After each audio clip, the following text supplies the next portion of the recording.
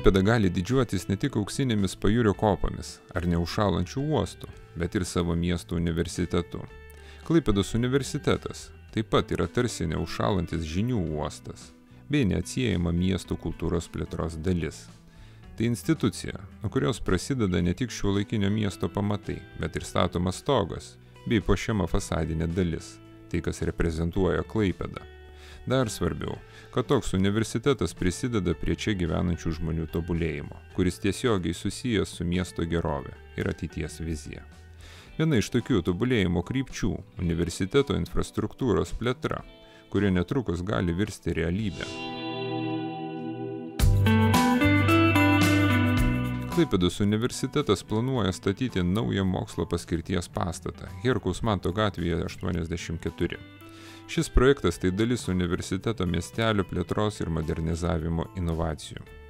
Numatomas 2 aukštų pastatas, sudarytas iš 2 korpusų, sujungtų galerija.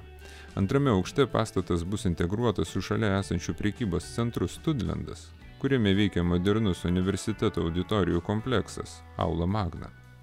Naujajame pastate planuojama įrengti medicininės simuliacijos centrą, kuriame studentai galės lavinti praktinius įgūdžius imituojamame priėmimo skyriuje, operacinėse bei laboratorijose.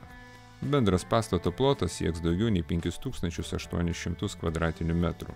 Gyventojai su projektiniais pasiūlymais galėjo susipažinti iki šių metų gegužės 21 dienos, o viešasis projekto aptarimas su visuomenė įvyko gegužės 22 dieną. Šiuo metu projektas yra vertinimo stadijoje. Verta paminėti, kad integruota akademinė erdvė aplink Studlendą ne naujiena. Šalia esantis universiteto miestelis jau yra tapęs modernių studijų, tyrimų ir inovacijų židiniu. Čia jau veikia Klaipėdos universiteto verslo inkubatorius, atidarytas 2016 metais, ir Jūros tyrimų institutas, kurio naujasis pastatas duris atvėrė 2018.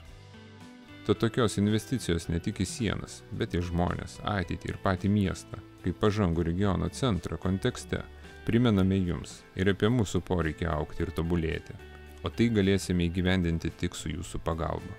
Tad nepamirškite kanalo palaikyti savo patiktukais, komentarais, dalinkitės mūsų siužetais su draugais ir žinoma prenumeruokite Klaipėda TV. Žengiame į vasarą kartu su jumis.